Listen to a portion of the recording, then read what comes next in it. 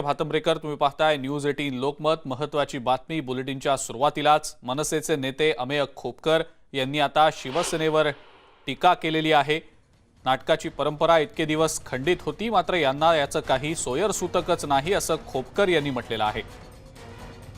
मग दसऱ्याच्याच मुहूर्तावर नाट्यगृह खुली का केली नाहीत असा सवाल त्यांनी विचारलाय। राजकीय अजेंड्यापेक्षा नाट्यकर्मी आणि प्रेक्षक यांचा मेळावा हा मोठा आहे, हे यांच्या लक्षात येत नाही का असा सवाल अमेय खोपकर यांनी शिवसेनेला विचारलेला आहे। याच संदर्भात अधिक माहिती आपण जाणून घेणार आहोत। सुस्मिता भदाणे आपल्या प्रतिनिधी आपल्या सोबत आहेत सध्या। सुस्मिता, नाट्यगृह खुलं करण्याच्या मुद्द्यावरनं, नाट्यकर्मींच्या मुद्द्यांवरनं मनसे नेते अमेय खोपकर यांनी आता शिवसेनेवर टीका केलेली आहे। सुस्मिता, काय सांगता येईल याबद्दल? खरं तर ज्या वेळेपासून लॉकडाऊनची सुरुवात झाली तेव्हापासून आतापर्यंत थिएटर्स, रंगकर्मी आणि नाट्यकर्मी जे होते त्यांचे अतोनात हाल झालेले होते। संपूर्णपणे रंगकर्मींचं काम बंद होतं। आता 22 तारखेपासून सर्व नाट्यगृह खुली करण्यासाठी परवानगी देण्यात आली। 50% क्षमतेनं ह्या सगळ्या गोष्टी खुल्या होणार होत्या, परंतु अमेय खोपकर यांनी ज्या पद्धतीने टीका केलेली आहे त्यामध्ये एक गोष्ट स्पष्ट आहे की राजकीय कार्यक्रमांच्याच हेतूने हे सर्व नाट्यगृह खुली का केली जातात। म्हणजे एकीकडे राजकीय कार्यक्रमांना परवानगी दिली जाते, तेही होण्यासाठी आवश्यक असणारे स्थळ म्हणून। सुस्मिता, मला माफ करा, मी थांबवतो आपल्याला काही क्षणांसाठी। स्वतः अमेय खोपकर सध्या आपल्या सोबत आहेत फोन लाईनवरनं। अमेयजी, आपलं स्वागत न्यूज 18 लोकमत मध्ये। शिवसेनेवर आपण नाट्यगृह खुली करण्याच्या मुद्द्यावरनं, नाट्यकर्मींच्या मुद्द्यावरनं टीका केलेली आहे, तसं ट्विट आपण केलेलं आहे। विस्तृतपणे याबद्दल नेमकं काय सांगाल? मला एक गोष्ट कळत नाही की सगळं बीएसटी बसेस चालू केल्या, रेल्वे चालू केल्या। मला असं वाटतं की आता विमान प्रवास पण 100% आसन क्षमतेने सुरू केलाय। मग नाट्यगृहांना तुम्हाला प्रॉब्लेम काय? सिनेमागृहांना तुम्हाला प्रॉब्लेम काय? तर हे सगळं होत असताना तुम्ही दसऱ्याला सन्मुखानंद हॉलमध्ये तुमचा दसरा मेळावा घेता, तुम्हाला कायदा वेगळा आणि नाट्यकर्मी नाट्यधर्मींना कायदा वेगळा, हा कुठला न्याय आहे? दंडेलशाही आहे। मग अमेयजी, आपल्याला असं वाटतंय की राजकीय अजेंडा राबवण्यासाठी हे सगळं केलं जातंय? आपल्या ट्विटवरनं तरी असंच वाटतंय। आणि मला एक सांगा, तुम्ही 22 तारीखच का ठरवलं? कोणी? कुठल्या नाट्य निर्मात्यांची, नाट्यकर्मींची तुम्ही बैठक घेतली? कोण होते? का ती काय शिवसेनेची अंतर्गत बैठक होती का? की तुम्ही आपापसातले लोक, तुम्ही तुमचे जे पदाधिकारी आहेत त्यांना घेतलं आणि त्यांचं ऐकून तुम्ही ठरवलं? का नाही तुम्ही परवानगी दिली दसऱ्याच्या शुभमुहूर्तावर नाट्य रसिकांना आणि नाट्यकर्मींचा मेळावा एकत्र घेण्याची? आम्ही नाटकं चालू केली असती। बर, पण मग राजकीय अजेंडा हेच एक यामागचं कारण वाटतंय का? या व्यतिरिक्त काही कारण असू शकतील? मी अगदी प्रामाणिकपणे सांगतो, मला याच्यामध्ये कुठल्याही प्रकारचा राजकीय अजेंडा किंवा राजकीय हेतू किंवा राजकीय टीका करायची नाहीये।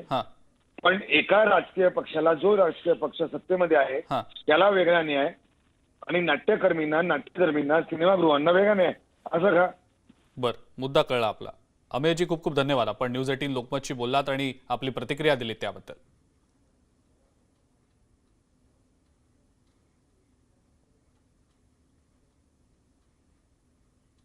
आणि यानंतर आपण थेट जाणार आहोत चंद्रकांत पाटील सध्या माध्यमांशी बोलतायत तिकडे।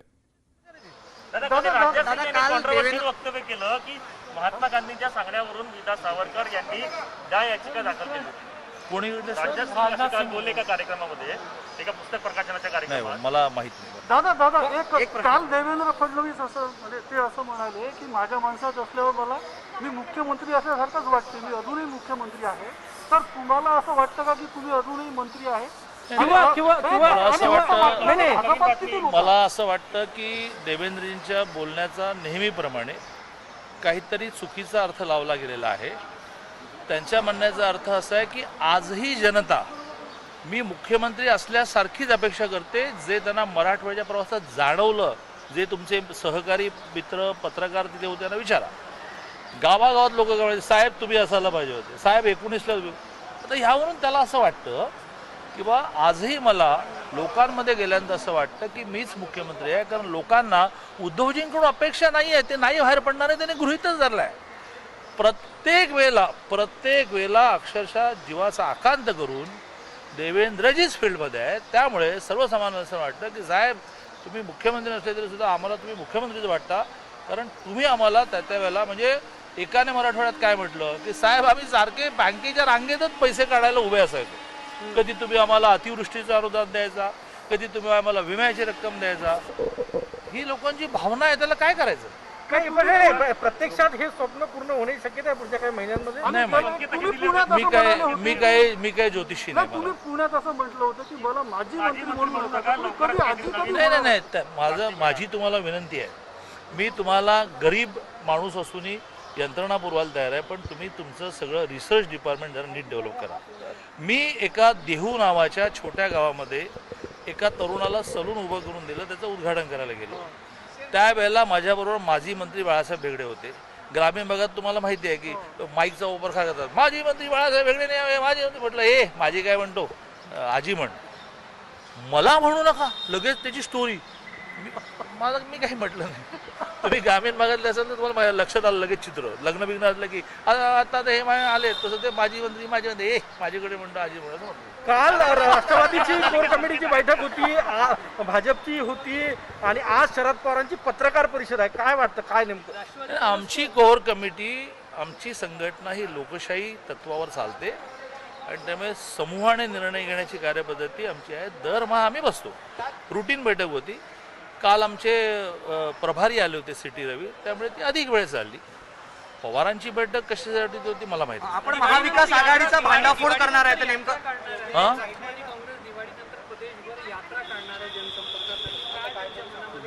अशी वेळ आली की त्यांना आता जनसंपर्कासाठी यात्रा काढावी लागेल. सत्ताधारी पक्षाने यात्रा काढायची, कशासाठी करायची? हो शेतकरी बंधूंनो, तुमची कर्जमाफी आम्ही केली नाही, बरं वाटतंय ना? हो तुम्हाला विमा मिळाला नाही, बरं वाटतंय ना? असं विचारायला यात्रा काढणार आहे. हो कोविडमध्ये तुम्हाला आम्ही काहीच दिलं नाही, बरं वाटतंय ना? असं विचार यात्रा काढणार आहे. तुम्ही बरेचदा बोलल्यात गोड बातमी लवकरच मिळेल. कुठे माझ्या तोंडी काहीतरी घालू नका. मी काही गोड बातमी वगैरे म्हटली नाही. आपण महाविकास आघाडी सरकारचा भांडाफोड करणार आहे, तर नेमकं कधीपासून तो हे सगळं सुरू होणार आहे? नाही सुरू केव्हाच झाला. अनिल देशमुखांपासून ते संजय राठोडांपासून, अनिल परब, अजित पवार, आता मंत्रिमंडळात कोणी उरलायत का बघतो जरा.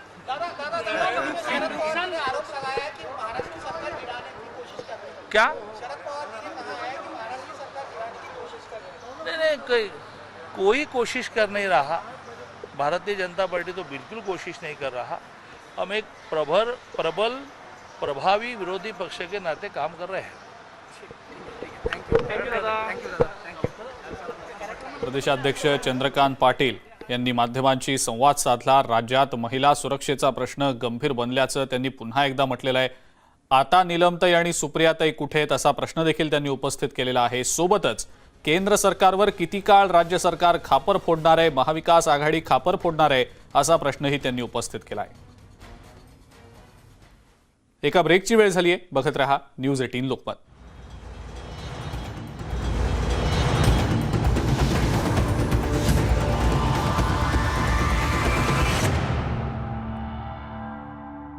रस्त्यावर येत आम्ही युरोपियन आहोत असे बॅनर घेऊन रस्त्यावर उभं राहून आंदोलन केलं. वॉर्सामधील हजारो लोकांनी ऐतिहासिक कॅसल स्क्वेअरवर मोठ्या प्रमाणात आंदोलन केलं. सर्बियाचे राष्ट्राध्यक्ष अलेक्झांडर व्ह्युचिच यांनी रविवारी सांगितलं की त्यांना आशा आहे की सर्बियाला रशियाकडून नैसर्गिक गॅससाठी सर्वोत्तम किंमत मिळेल. व्ह्युचिच यांच्या मते सध्या सर्बियातील ग्राहकांमध्ये गॅसच्या वाढत्या किमतींमुळे मोठा रोष आहे. रशियाचे परराष्ट्र मंत्री सर्गेई लाव्हरोव्ह यांच्याशी झालेल्या बैठकीनंतर व्ह्युचिच म्हणाले की आम्हाला आशा आहे की सर्बियाला युरोपमधील सर्वात रास्त किंमत मिळेल.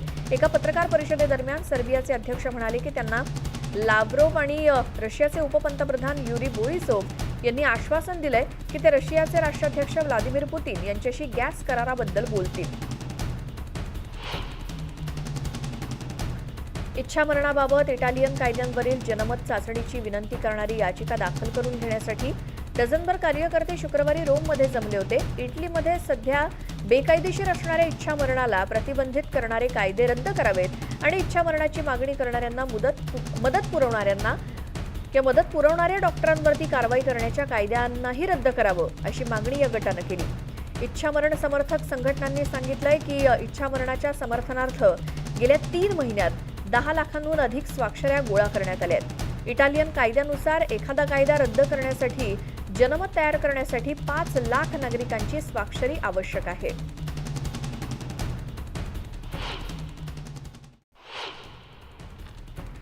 मुलांच्या लसीकरणाबाबत एक मोठी बातमी ती म्हणजे 2 ते 18 वर्ष वयोगटातील मुलांना आता लस मिळणार आहे. कोवॅक्सिनला सरकारनं मंजुरी दिली आहे. DCGI कडून मुलांच्या लसीकरणासाठी मंजुरी मिळाली आहे.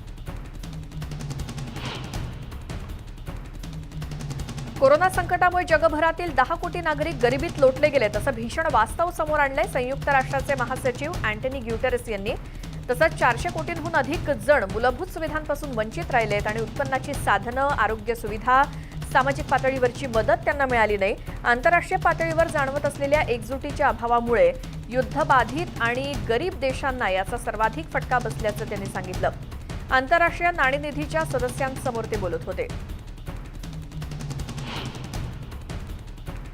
ब्राझीलमधल्या कोरोना प्रतिबंधात्मक नियमांचा फटका राष्ट्राध्यक्ष जैर बोल्सोनारो यांना बसला. लसीकरण झालं नसल्यानं त्यांना ब्राझील चॅम्पियनशिपचा सामना पाहता आला नाही. मॅच पाहण्यासाठी लसीकरणाची काय गरज असा सवाल त्यांनी उपस्थित केला. आणि ब्राझीलमध्ये कोरोना बळींची संख्या 6 लाखांच्या पार पोहोचली आहे. कोरोना परिस्थिती हाताळण्यात बोल्सोनारो यांना अपयश आल्याचा आरोप होतोय आणि याबद्दल त्यांची सीनेटकडून चौकशीही केली जाते. ऑस्ट्रेलियातलं कोरोना संकट काहीसं कमी होताना दिसतंय. न्यू साऊथ वेल्समध्ये मंगळवारी दररोजच्या रुग्णसंख्येत घट झाली. 2 महिन्यातली ही सर्वात कमी रुग्णसंख्या आहे. 24 तासात 360 जणांना स्थानिक संक्रमणातून कोरोनाची लागण झाली तर 5 कोरोना रुग्णांचा मृत्यू झाला. सिडनी आणि आजूबाजूच्या परिसरात 100 दिवसांनंतर व्यवहार सुरू झाले आणि त्यानंतरची ही आकडेवारी आहे.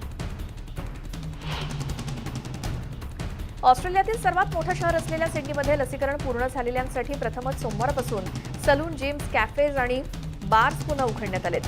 न्यू साऊथ वेल्स राज्यातील 16% आणि त्यापेक्षा जास्त वयाच्या 70% लोकसंख्येचं लसीकरण पूर्ण झाल्यानंतर काही निर्बंध उठवले गेलेत आणि आजपर्यंत लोकसंख्येच्या 73.5% लोकांचं लसीकरण देखील झालंय आणि 90% पेक्षा जास्त लोकांनी लसीचा 1 डोस घेतलाय. त्यामुळे अतिउत्साही लोकांनी या सगळ्याचा आनंद घेण्यासाठी आग्रह धरल्यामुळे काही व्यवसाय मध्यरात्रीच उघडण्यात आले. पेरू देशामध्ये लसीकरण वाढवण्यासाठी प्रयत्न सुरू आहेत. ही मोहीम व्यापक करण्यासाठी 18 वर्षांच्या नागरिकांचंही लसीकरण केलं जाणार आहे. ॲस्ट्राझेनेका लसीचे डोस सुरुवातीला लिमा, क्लॉव, इका या प्रांतामध्ये दिले जातील. गेल्या आठवड्यात 16 लाख जणांचं लसीकरण झाल्याची माहिती आरोग्यमंत्री हर्नांडो यांनी दिली. पेरू देशातील 47% पात्र नागरिकांचं लसीकरण पूर्ण झालंय. कोरोना संक्रमणामुळे 2020 साली नव्या पुस्तकांच्या आवृत्ती ऑनलाईन पद्धतीनं वाचकांपर्यंत पोहोचवल्यानंतर मेक्सिको सिटीमध्ये आंतरराष्ट्रीय पुस्तक मेळावा यावर्षी ऑफलाईन भरवण्यात आला. जवळजवळ 800 प्रकाशक 15 दिवसात 200हून अधिक कार्यक्रमांचं आयोजन केलंय, ज्यात पुस्तकं सादरीकरण, वादविवाद आणि झोकालोमधील मैफिलींचा समावेश आहे. मधल्या काळात कोरोना साथीचा प्रकाशक आणि वाचक या दोघांनाही फटका बसला. इटलीमध्ये लसीकरण विरोधक आणि दंगल विरोधी पथकांमध्ये संघर्ष झाला. 15 ऑक्टोबरपासून कार्यालयात जाण्याकरता कोरोना प्रतिबंधात्मक लसींची सक्ती, कोरोना निगेटिव्ह रिपोर्ट असणं आवश्यक आहे. या ग्रीन पासला सातत्यानं विरोध होतोय. नियोजित ठिकाणी मोर्चा नेल्यानंतर आंदोलक विला पार्ककडे वळले. तिथे जाण्यापासून दंगल विरोधी पथकांनी त्यांना रोखलं, पण निर्बंध झुगारून पुढे जाणाऱ्या आंदोलकांना पांगवण्यासाठी पथकाला पाण्याचा मारा करावा लागला. रशियामध्ये दररोजच्या कोरोना बळीच्या संख्येत मोठी वाढ झाली आहे. लसीकरणाचा संथ वेग आणि सरकारकडून नियमांची सक्ती करण्यात होत असलेली टाळाटाळ त्यामुळे रुग्णसंख्या वाढतेय. शुक्रवारी सर्वाधिक म्हणजे 968 कोरोना बळींची नोंद झाली. सलग 4 दिवस 900हून अधिक कोरोना बळींची नोंद होतीये.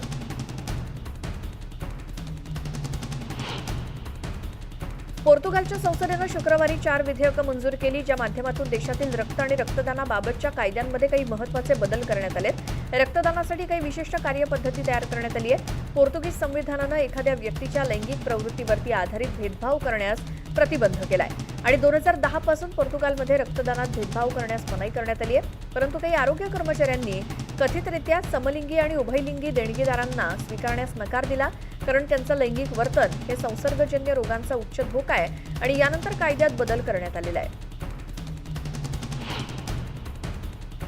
दक्षिण कॅलिफोर्नियामध्ये एका छोट्या विमानाचा सोमवारी अपघात झाला. या दोघांचा मृत्यू झाला.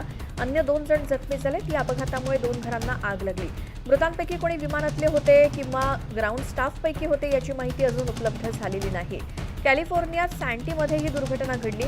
2 घरं आणि काही वाहनांचं देखील यात नुकसान झालंय.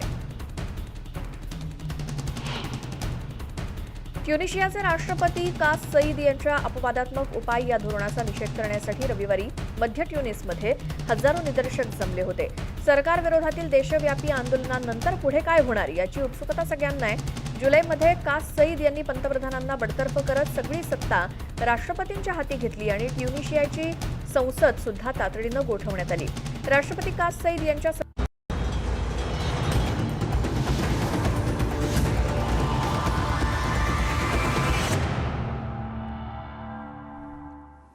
ब्रेकनंतर आपल्या सगळ्यांचं पुन्हा एकदा स्वागत.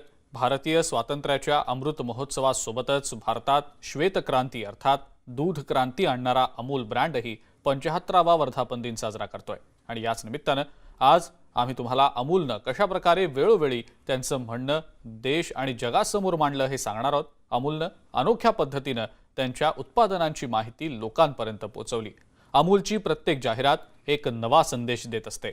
आपलं म्हणणं लोकांना निराळ्या आणि मजेशीर पद्धतीनं सांगण्याचा अमूलचा प्रयत्न असतो. पाहूया याच अमूलची ही अमूल्य अशी कहाणी.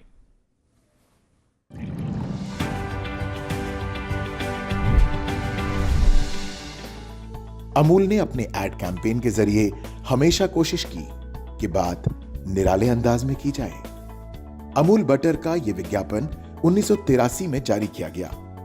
विज्ञापन में पहली बार केंद्र सरकार के आम बजट के जरिए संदेश दिया गया.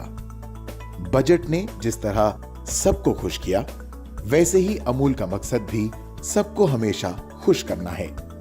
संदेश ये भी था कि जो भी अमूल बटर खाता है खुश हो जाता है.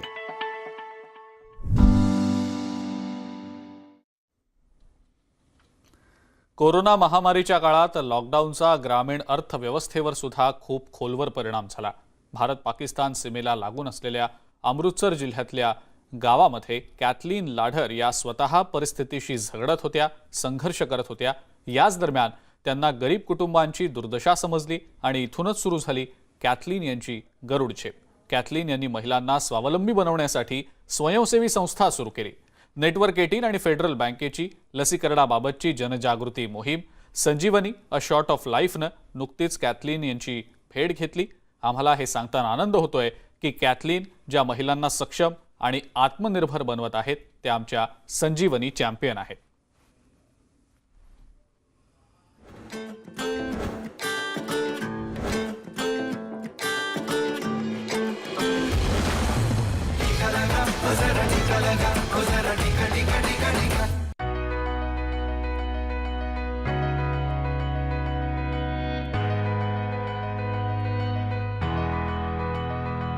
अमृतसर जवळच्या दयाल भट्टी इथे राहणाऱ्या महिलांसाठी ही कामावर जाण्याची आणि काही पैसे कमावण्याची वेळ आहे. त्यांचं नेतृत्व कॅथलीन लाढर करतायत आणि या सर्व महिला इथे लिंबाचं लोणचं बनवण्यासाठी येतात.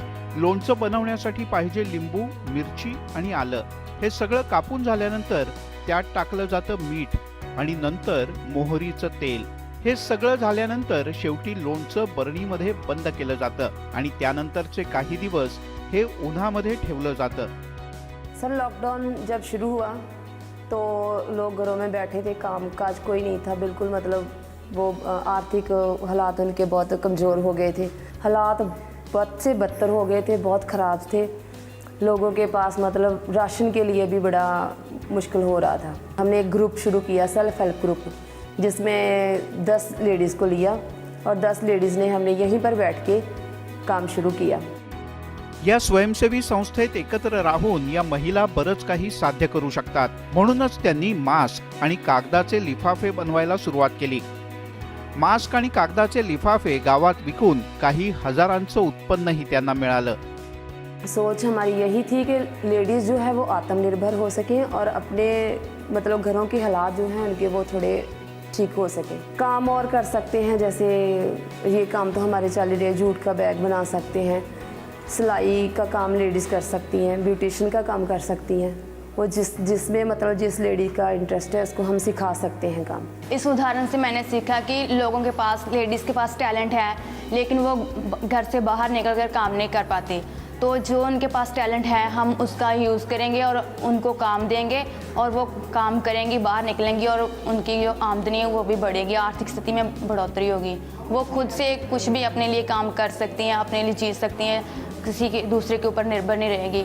सिर्फ 10 लेडीज़ जो हैं उनका ही नहीं, मतलब 10 परिवारों की आमदनी बढ़ी है और उन जो लेडीज़ हैं उनका सशक्तिकरण भी हुआ है।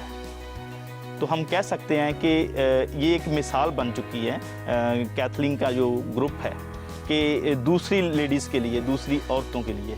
महिला सबलीकरण करणाऱ्या दयाल भट्टीच्या कॅथलीन यांच्याच सारख्या महिला आहेत आमच्या संजीवनी चॅम्पियन।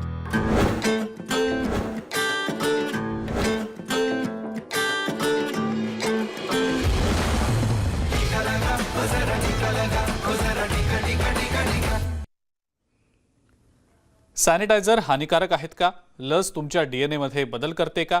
लसीकरणानंतर तुम्हाला कोरोनाची लागण होऊ शकते का? असे काही प्रश्न जर तुमच्या मनात असतील तर आता अशी एक जागा आहे जिथे तुमच्या सगळ्या प्रश्नांची उत्तरं मिळू शकतात आणि तीही तुमच्या फोनवर। नेटवर्क 18 आणि फेडरल बँकेच्या कोरोना विरुद्धच्या देशव्यापी लस जागृती मोहिमेचा एक भाग म्हणून संजीवनी व्हॉट्सॲप हेल्पलाईन सुरू करण्यात आलेली आहे। तुम्हाला फक्त 7977773753 या क्रमांकावर व्हॉट्सॲप करायचे आणि तुम्हाला तुमच्या प्रश्नांची उत्तरं लगेचच मिळतील। वाट कसली पाहताय? कोरोना संदर्भात असलेले तुमचे प्रश्न व्हॉट्सॲप करा आणि तुम्हाला हवी असलेली सगळी माहिती मिळवा 7977773753 या क्रमांकावर। आणि या सगळ्या महत्त्वाच्या घडामोडींसह मुद्दा महाराष्ट्राचा मध्ये वेळ झाली इथंच थांबण्याची। ताज्या बातम्या आणि अपडेट्ससाठी बघत राहा फक्त न्यूज 18 लोकमत।